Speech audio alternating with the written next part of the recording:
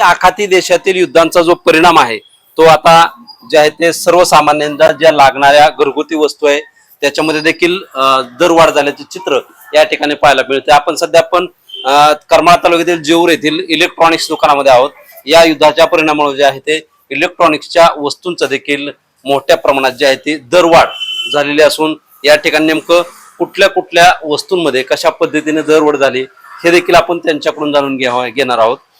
काय सांगाल, या युद्धाचा मोठा परिणाम बसलेला आहे, अनेक गोष्टींची दरवाढ झाली, इलेक्ट्रॉनिक्स मध्ये कशा पद्धतीने दरवाढ आहे? इलेक्ट्रॉनिक मध्ये जे गॅसची टंचाई निर्माण झाली या युद्धामुळं, त्यामुळे जे स्वयंपाकासाठी लागणारी जी इन्फ्रारेड शेगडी आहे, इंडक्शन कुकटॉप आहे किंवा अदर सगळ्या शेगड्या आहेत, त्यामध्ये साधारणतः 80 ते 90% वाढ झालेली आहे. आणि पैसे देऊन पण तो मटेरियल आज मार्केटमध्ये कुठल्याही डिस्ट्रीब्युटरला कॉल केला तर मटेरियल अवेलेबल नाही, स्टॉकमध्ये नाही. त्यामुळे खूप मोठ्या प्रमाणात सर्वसामान्य जनतेला याचा त्रास सहन करावा लागतोय. इंडक्शन शेगडी बरोबर अजून कुठल्या इलेक्ट्रॉनिक्सच्या वस्तू वाढल्या? इलेक्ट्रॉनिक्स मध्ये, इलेक्ट्रिकल्स मध्ये जे आपलं स्लॅब फिटिंग साठी जे मटेरियल लागतंय, पाईप्स पीव्हीसी मधलं, त्याचे पण ऑलरेडी 50% आसपास मटेरियलचे रेट वाढलेले आहेत. काय याचा मार्केटवरती कसा परिणाम? मार्केटवरती म्हणजे कस्टमरला वाटतंय की दुकानदारानेच हे रेट वाढवलेत, पण हा वरतूनच सगळे मार्केटमध्ये रेट वाढले असल्यामुळं दुकानदार आणि मार्केट सगळं आता शांत आहे. कस्टमर नाहीत, शांत, सगळ्याच गोष्टीमध्ये वाढलेला आहे रेट. नक्कीच आपण पाहतो की अनेक देखील आपल्याबरोबर या ठिकाणचे नागरिक देखील आपल्या बरोबर आहेत. काय तुम्हाला काय सांगायचं या दरवाढीबाबत?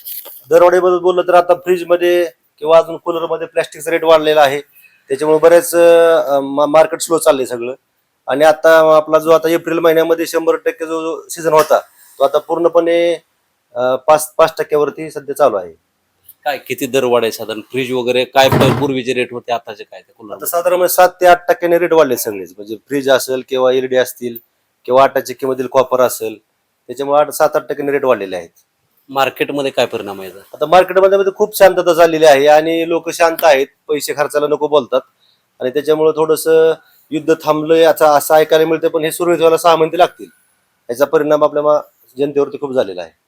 नक्कीच आपण पाहतोय की या युद्धाचा जो परिणाम आहे तो इलेक्ट्रॉनिक्स वस्तूंवर देखील मोठ्या प्रमाणात झाल्याचं पाहायला मिळतं. त्यामध्ये वेगवेगळ्या ज्या वस्तू आहेत त्यामध्ये आहे ते वेगवेगळ्या दराप्रमाणे आहे ते टक्क्यांमध्ये मोठ्या प्रमाणात वाढ झालेली असली तरी मार्केटमध्ये सध्या या दरवाढीमुळे जे आहे तो शुकशुकाट असल्याचं चित्र देखील या ठिकाणी आपल्याला पाहायला मिळते.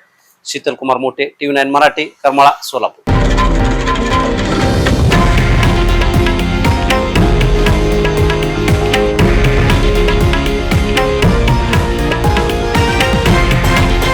हे आहे देशातील नंबर 1 न्यूज नेटवर्क आणि आपण पाहत आहात TV9 मराठी, एकमेव.